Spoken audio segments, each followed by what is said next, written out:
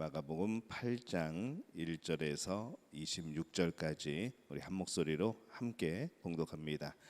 그 무렵에 또 큰 무리가 있어 먹을 것이 없는지라 예수께서 제자들을 불러 이르시되 내가 무리를 불쌍히 여기노라.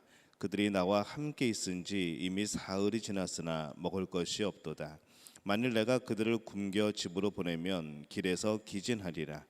그 중에는 멀리서 온 사람들도 있느니라. 제자들이 대답하되 이 광야 어디서 떡을 얻어 이 사람들로 배부르게 할 수 있으리이까. 예수께서 물으시되 너희에게 떡 몇 개나 있느냐. 이르되 7이로소이다 하거늘 예수께서 무리를 명하여 땅에 앉게 하시고 떡 7개를 가지사 축사하시고 떼어 제자들에게 주어 나누어 주게 하시니 제자들이 무리에게 나누어 주더라. 또 작은 생선 2마리가 있는지라 이에 축복하시고 명하사 이것도 나누어 주게 하시니 배불리 먹고 남은 조각 7광주리를 거두었으며 사람은 약 4,000명이었더라. 예수께서 그들을 흩어 보내시고 곧 제자들과 함께 배에 오르사 달마누다 지방으로 가시니라. 바리새인들이 나와서 예수를 힐난하며 그를 시험하여 하늘로부터 오는 표적을 구하거늘 예수께서 마음속으로 깊이 탄식하시며 이르시되 어찌하여 이 세대가 표적을 구하느냐. 내가 진실로 너희에게 이르노니 이 세대에 표적을 주지 아니하리라 하시고 그들을 떠나 다시 배에 올라 건너편으로 가시니라. 제자들이 떡 가져오기를 잊었음에 배에 떡 1개밖에 그들에게 없더라. 예수께서 경고하여 이르시되 삼가 바리새인의 누룩과 헤롯의 누룩을 주의하라 하시니 제자들이 서로 수군거리기를 이는 우리에게 떡이 없음이로다 하거늘 예수께서 하시고 이르시되 너희가 어찌 떡이 없으므로 수군거리느냐. 아직도 알지 못하며 깨닫지 못하느냐. 너희 마음이 둔하냐. 너희가 눈이 있어도 보지 못하며 귀가 있어도 듣지 못하느냐. 또 기억하지 못하느냐. 내가 떡 5개를 5,000명에게 떼어줄 때에 조각 몇 바구니를 거두었더냐. 이르되 12이니이다. 또 7개를 4,000명에게 나누어 줄 때에 조각 몇 광주리를 거두었더냐. 이르되 7이니이다. 이르시되 아직도 깨닫지 못하느냐 하시니라. 베세다의 이름에 사람들이 맹인 한 사람을 데리고 예수께 나와 손 대시기를 구하거늘 예수께서 맹인의 손을 붙잡으시고 마을 밖으로 데리고 나가사 눈에 침을 뱉으시며 그들에게 안수하시고 무엇이 보이느냐 물으시니 쳐다보며 이르되 사람들이 보이나이다. 나무 같은 것들이 걸어가는 것을 보나이다 하거늘 이에 그 눈에 다시 안수하심에 그가 주목하여 보더니 나아서 모든 것을 밝히 보는지라. 예수께서 그 사람을 집으로 보내시며 이르시되 마을에는 들어가지 말라 하시니라. 아멘. 할렐루야. 하나님의 은혜가 오늘 이 새벽에 하루의 첫 시간을 믿음으로 또 기도로 시작하는 우리 믿음의 가족들에게 함께 하시기를 예수님의 이름으로 축원합니다. 이 오늘 말씀은 예수님께서 이 대가볼리에서 7병2여의 기적을 행하신 것, 또 베세다에서 맹인을 고치신 그런 말씀이 담겨져 있습니다. 예수님께서 이 대가볼리 이 갈릴리 해안 지역에서 계속 가르치고 계십니다. 그때 많은 이들이 열심히 말씀을 듣죠. 근데 이들이 이제 며칠이 지나다 보니까 이제 배가 고플 때가 됐습니다. 2절에서 3절에 보면은 내가 무리를 불쌍히 여기노라. 그들이 나와 함께 있은지 이미 사흘이 지났으나 먹을 것이 없도다. 만일 내가 그들을 굶겨 집으로 보내면 길에서 기진하리라. 그 중에는 멀리서 온 사람들도 있느니라. 이렇게 말씀을 합니다. 예수님은 지금 이방 땅이라는 제한이 있지만은 그들이 며칠 동안 굶은 사람도 있다는 사실에 마음이 쓰이셔서 이 7병이어의 기적으로 그들에게 음식을 주십니다. 이번에 음식을 먹은 사람들은 남자가 4,000명이었죠. 이전에 베세다 들판에서 행하셨을 때보다는 적은 인원이지만은 그래도 굉장히 많은 인원입니다. 4,000명은 절대로 적은 인원이 아니죠. 근데 배불리 먹고 남은 조각 7광주리를 거두었으며 또 이렇게 말씀을 합니다. 먹고 남은 것이 7광주리입니다. 어떤 분들은 또 예전에 그 오병이어의 말씀을 기억하면서 전번에는 12광주리가 남았는데 이번에는 7광주리밖에 안 남았네라고 생각할 수도 있습니다. 근데 여기서 이 사용된 광주리라는 그 단어하고 오병이어 때 사용한 광주리의 단어가 다릅니다. 여기서는 스프리스라는 단어를 사용하고 오병이어 때는 코피노스라는 단어를 사용하죠. 이 스프리스 지금 사용하는 광주리가 이 칠병이어 때 행한 광주리가 더 큽니다. 그래서 굳이 어떤 분은 이제 막 그렇게 생각을 하는데 여전히 하여튼 결론은 많이 남은 겁니다. 이 하나님 나라의 임재는 그 대상이 아직 복음의 그런 선포의 제한적인 지역에 있습니다. 이방 지역이지만은 그럼에도 불구하고 예수님은 그곳에서도 하나님의 나라를 선포하시고 그곳 역시 이 풍성한 은혜를 누릴 수 있다는 것을 지금 보여주고 계신 것이죠. 그곳에 참여했던 사람들 중에는 며칠 동안 식사를 하지 못한 사람들도 있습니다. 그럼에도 불구하고 그들은 이 복음을 들으면서 정말 열심이었던 것이죠. 그런 사람들을 향하여 예수님은 더욱더 긍휼히 여기고 불쌍히 여기십니다. 그래서 이방 지역이었음에도 불구하고 이 칠병이어라는 놀라운 사건이 다시 일어나게 됩니다. 이 땅에서의 삶이 죄로 인하여서 이 고난이 있는 것은 사실이지만은 우리의 어떤 것도 하나님으로부터 숨겨진 것은 없습니다. 하나님이 모르고 지나가시는 것은 없습니다. 하나님께서 바라보지 않으시는 것은 없는 것이죠. 근데 우리는 가끔 이 하나님이 꼭 멀리 계신 것처럼 하나님께서는 이번에는 내 어려움을 외면하시는 것처럼 그렇게 느껴질 때가 있습니다. 근데 이 하나님이 우리의 삶을 모르신다는 것은 말이 안 되죠. 하나님께서 그 자녀의 삶의 모든 형편들을 모르신다는 것은 말이 안 됩니다. 하나님 그래서 우리가 진짜 힘들면 이 하나님도 여전히 아파하시고 우리에게 긍휼을 베푸시는 것이죠. 그러기에 이 하나님 나라를 살아가는 사람은 불평이 아니라 감사와 열심으로 하나님 앞에 나와야 합니다. 오늘 비록 굶고 있어도 언제 칠병이어의 사건이 우리에게 일어날지 모르는 것이죠. 그래서 우리는 끝까지 하나님을 신뢰하는 그런 삶을 살아야 될 줄로 믿습니다. 데가볼리 지역에서의 사역을 마치고 예수님이 갈릴리 지역으로 다시 잠시 가십니다. 10절에 보면은 곧 제자들과 함께 배에 오르사 달마누다 지방으로 가시니라 이렇게 되어 있습니다. 이 달마누다는 아마 지금의 이 막달라 지역, 그러니까 갈릴리 북서쪽으로 짐작이 됩니다.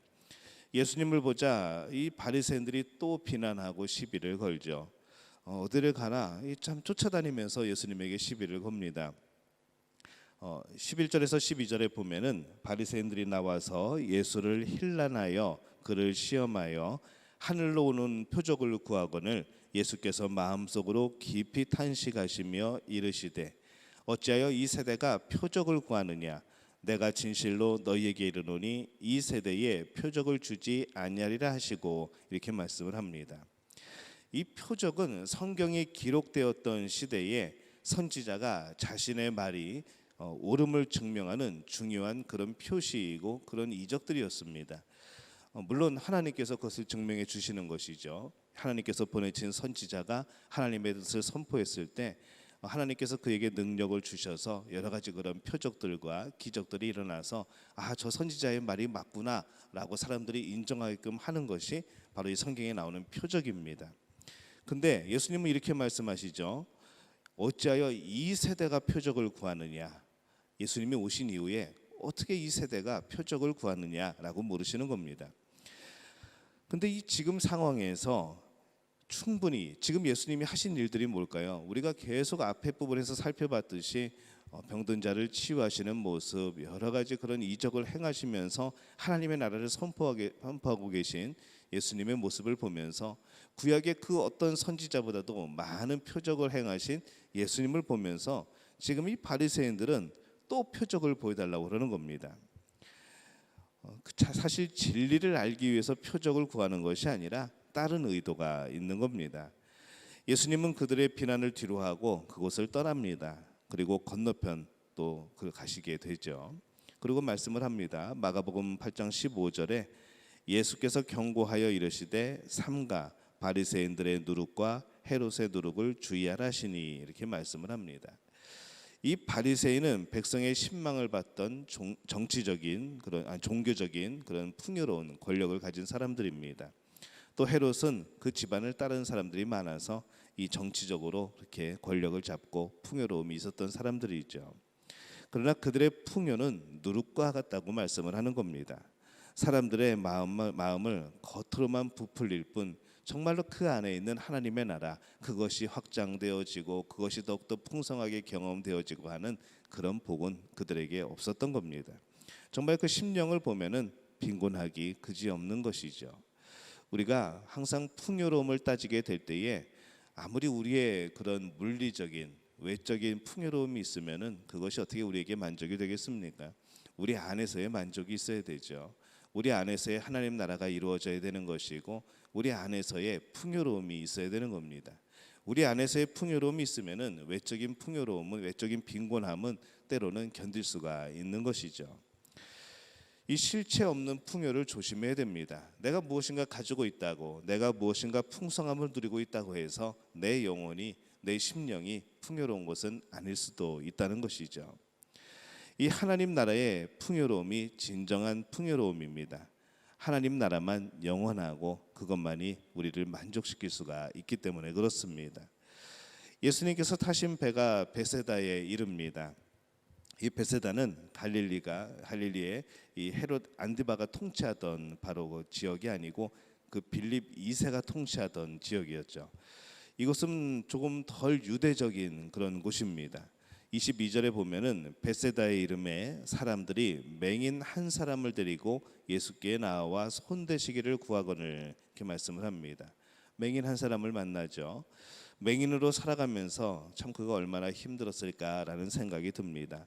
그럼에도 불구하고 이 말씀을 가만히 보면은 사람들이 맹인 한 사람을 데리고 예수께 나와 손대시기를 구하거늘, 이 사람들이 누구인지는 모르겠지만은 이 맹인에 대해서 참 국률한 마음을 품고 있었던 것 같습니다. 그래서 자기들의 문제를 해결하러 나오려는 것뿐만이 아니라 이 맹인을 그를 데리고 나오는 모습을 보이는 것이죠.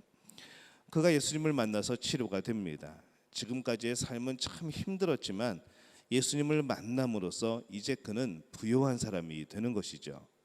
하나님 나라가 그에게 임하였기 때문에 그렇습니다. 이 하나님의 나라는 모든 것을 역전시킵니다. 그렇기 때문에 이 세상의 부요가 아니라 하나님의 나라의 부요를 꿈꿔야 하는 것이죠. 그동안 많은 면에 있어서 불공평하다고 느낀 그런 여러 가지 문제들도 이 하나님의 나라를 만나게 되면은 그것은 불공평한 것이 아니라 정말로 하나님 안에서 공평한 것임을 깨닫게 되는 겁니다. 그래서 우리의 목표는 하나님 나라를 경험하는 것이죠. 우리는 그것이 삶의 목적이 되어야 합니다.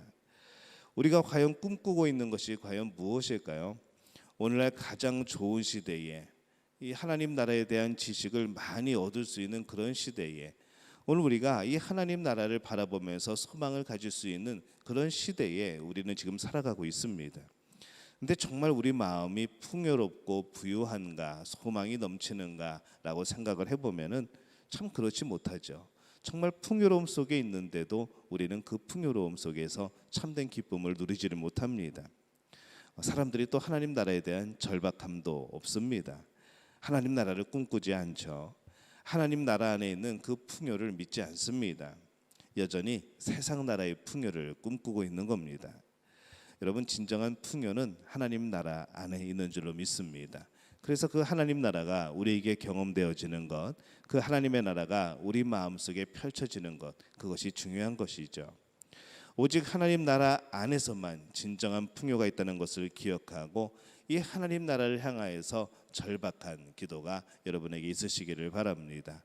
오늘 하루를 살아갈 때에도 이 하나님의 나라를 꿈꾸며 그 풍요를 꿈꾸며 오늘 우리가 살아가는 터전 속에서 진정한 하나님 나라의 기쁨을 맛보는 우리 믿음의 가족들이 되어주시기를 예수님의 이름으로 축원합니다. 기도하겠습니다. 하나님, 은혜와 사랑에 감사를 드립니다. 세상의 풍요를 쫓아서 그것이 모든 것인 것처럼 살았던 우리의 모습을 잠시 서서 돌이켜봅니다. 하나님의 나라, 하나님의 나라의 그 풍요로움, 하나님의 나라가 주시는 귀한 우리의 마음의 평안함, 우리가 그것을 추구하며 살아왔던 길이었는데 어느덧 우리의 눈이, 우리의 목적이, 방향이 이 세상의 풍요로움을 향하고 있지는 않은지 오늘 돌이켜보게 됩니다. 하나님, 인도하여 주옵소서. 진정한 하나님이 주시는 풍요로움을 경험하게 도와주옵소서. 우리 심령의 풍요로움이 넘쳐나게 도와주옵소서. 오늘도 그 하나님의 나라를 경험하며 오늘도 소망 가운데 기쁨으로 살아가는 우리들 되게 도와 주옵소서. 예수님의 이름으로 간절히 축복하며 기도하옵나이다. 아멘.